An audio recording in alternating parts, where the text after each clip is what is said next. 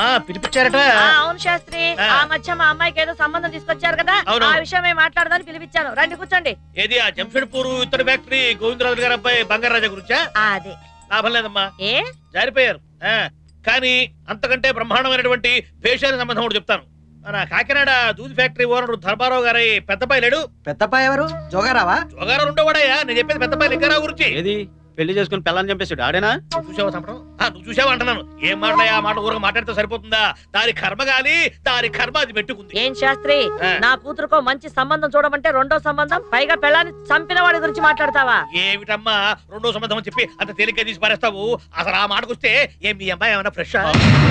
ఆ పెద్దిరెడ్డి వెంకటరావు గారి అబ్బాయి తోటి ఎఫ్ఐఆర్ నడిపేసేసి క్లియరెన్స్ సర్టిఫికెట్ కూడా తీసుకున్నదట కదా. ఎవరికి తెలియదు. చూడమ్మా, ఆ మాటకొస్తే అక్కడ ఇక్కడ వెతికంటే ఇప్పుడు ఆ వెంకటరావు గారి క్యాస్ట్ మీ క్యాస్ట్ సేమ్, వారి హోదా మీ హోదా సేమ్, పైగా పిల్లలిద్దరూ ప్రేమించుకున్నారు. ఆ చేత మీ ఉభయులిద్దరూ కూడాను ఆ ఫ్యాక్షన్ దాన్ని మర్చిపోయి ఇద్దరు కనుక ఒకటైతే కక్షను పోయి లక్షలు మిగులుతాయి. ఏమంటారు? ఎందుకంటే అనవసరంగా కొడుతూ పోయేదానికి కొట్టనే. అమ్మో, నేనేదో సామి చెప్పాను. నా ఇంటికొచ్చి నా కూతుర్ని అనడమే కాకుండా నా శత్రు వెంకట్రావు గురించి నాతోనే మాట్లాడతావా?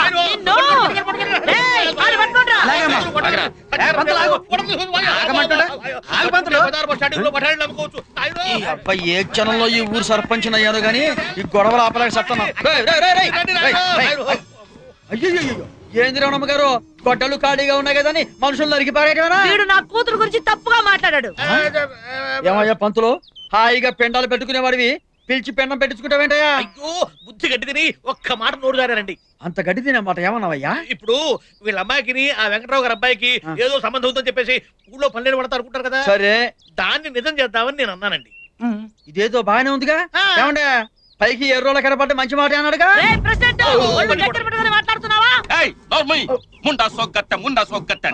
అరిటాకు వచ్చి ముళ్ళు మీద పడ్డా, ముళ్ళు వచ్చి అరిటాకు మీద పడ్డా, అరిటాకు నష్టం అంటే మనకన్నమాట. ఆడపిల్లవాళ్ళం ఆయన చెప్పేది. ఇదిగో రామూర్తి గారు, మీరు కొంచెం చల్లబడండి. ఏంది ఊరికి అటు అరుస్తారు?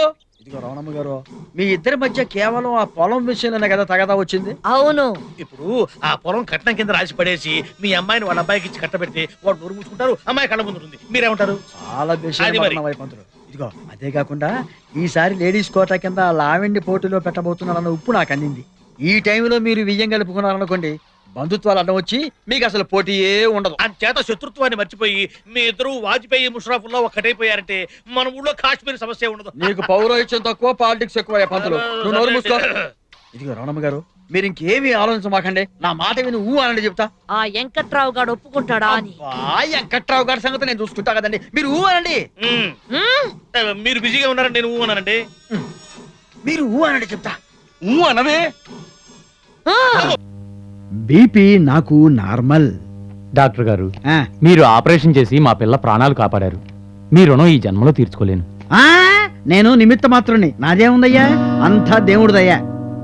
ఏ దేవుడు డాక్టర్ గారు? ఒకరనే ఉందమ్మా. శ్రీశైలం మల్లన్న కావచ్చు, భద్రాద్రి రావన్న కావచ్చు, షిరిడి సాయన్న కావచ్చు, తిరుపతి వెంకన్న కావచ్చు. వస్తాం డాక్టర్ గారు. మరి నా ఫీజు? మీరు చెప్పిన దేవుడి పేరు మీద ఏదో హుండీలో వేస్తాంలేండి. బీపీ అబ్బు నార్మల్. నెక్స్ట్. నా డబ్బులు తిన్నవాడు ఎవరు బాగుపడతాడే, సార్సు జ్వరం వచ్చిపోతాడు. డాక్టర్ గారు, డాక్టర్ గారు, ఇది మీకు న్యాయంగా ఉందా? ఏమిటి, ఎక్స్రే చూడటమా? కాదు, రిపోర్ట్ రాయటం. ఏం జరిగింది తల్లి, ఎందుకు టెన్షన్ పడుతున్నావు? Cool down. టెన్షన్ నాకు కాకపోతే మీకా? మ్యాటర్ ఏంటి? 10 రోజుల క్రితం పిల్లల కోసం నేను మా ఆయన టెస్ట్ చేయించుకోవడానికి మీ దగ్గరకు వచ్చావా? వచ్చారు. అప్పుడు నాకు టెస్ట్ చేసి మా ఆయనకి ఏం చెప్పారు? మీ ఆవిడకి ఖచ్చితంగా పిల్లలు పుడతారని చెప్పాను. మరి మా ఆయనకు టెస్ట్ చేసి నాకేం చెప్పారు? నీకు ఈ జన్మలో పిల్లలు పుట్టే అవకాశం లేదు అని చెప్పాను. మరి ఆయనకే అవకాశం లేనప్పుడు నాకెలా పిల్లలు పుడతారండి? చెప్పండి. అలా చెప్పానా?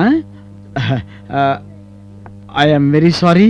ఆ రోజు ఆపరేషన్ టెన్షన్ లో ఉండి మీ ఇద్దరి మధ్య ఉన్న రిలేషన్ మర్చిపోయాను. మీ ఆయన కూడా నీతో పాటు వచ్చారమ్మా? వచ్చారు. బావగారు ఎక్కడ ఉన్నారు? అదిగో. అదేమిటి ఎలా చూస్తున్నాడు? చూడకేం చేస్తారు? మీ దిక్కుమాల మాటలు విని నా మీద అనుమానం మొదలయ్యి అలా కిటికీలోంచి తలుపు సందులోంచి చూస్తున్నారు. బావా, చెల్లి పతివ్రత. D T S D T S D T S D T S. ఓం హ్రీం అనాథవాహన సంస్కరణాయ నమః. దిక్కులేని మోపెడు సంతర్పణాయ నమః దీన్ హుసేన్ సాగర్ లో మోక్షం కల్పిస్తానాయ నమః ఈ దెబ్బతో మనకు దరిద్రం వదిలిపోయింది నమః ఈ బండి ఆయన ఏమిటయ్యా ఇది ఎవరిదో అనాథ బండి అండి దీనికి దహన సంస్కారాలు చేసేసి ముక్కలు ముక్కలుగా విరిచేసి హుస్సేన్ సాగర్ లో కలిపేస్తాను. ఇది అనాథ బండి ఏమిటయ్యా? ఇది నా బండి, నా బావమరిది నా కంట కట్టిన బండి. అవేమీ నాకు తెలియవండి. ఎవరో దీనికి తద్దినం పెట్టమన్నారు, పెట్టేస్తున్నాను.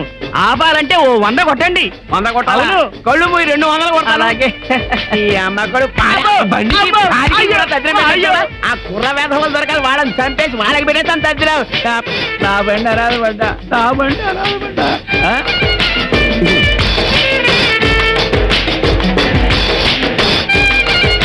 మంత్రులు గారు మమ్మల్ని క్షమించండి, ఏదో సరదాగా అల్లరి చేశాం, దీంతో పాటు 100 రూపాయలు కూడా పెడుతున్నాం, ఆశీర్వదించండి. మీ అమ్మ కడుపులు మాట చల్లగా ఉండండి.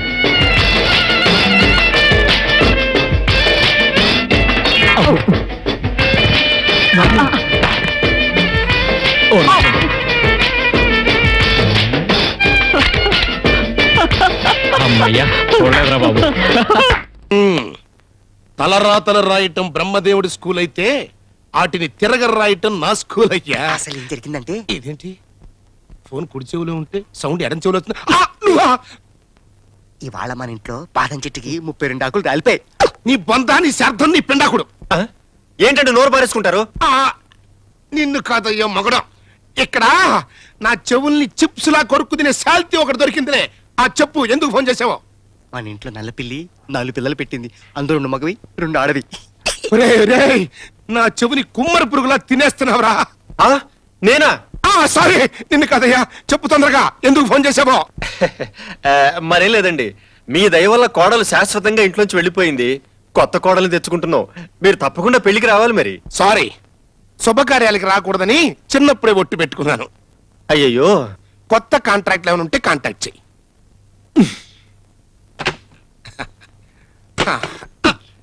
మన ఇంటి కప్పులకి బూజు పట్టింది. నీ అబ్బా, బూజు పట్టక కాజు పడుతుంటరా? ప్రపంచంలో అడ్డమైన విషయాలని నా చెవిలో చెప్పిన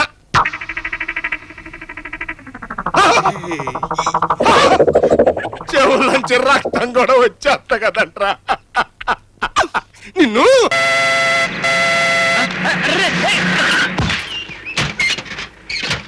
హాయ్ సాబ్, కోయి ఢాబా హై సామ్నే? డాబా లేదు, పెంకుటిల్ లేదు, కాస్త చూసుకుని తోలేరా అండి.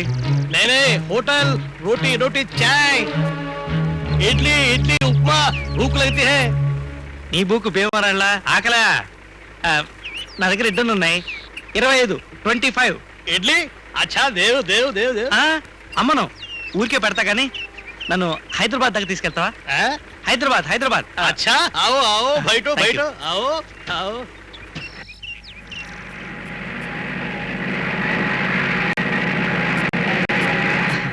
మేము చాలా పేదవాళ్ళం అండి, వెరీ వెరీ పువర్. మా ఇంట్లో అందరూ పేదవాళ్ళే.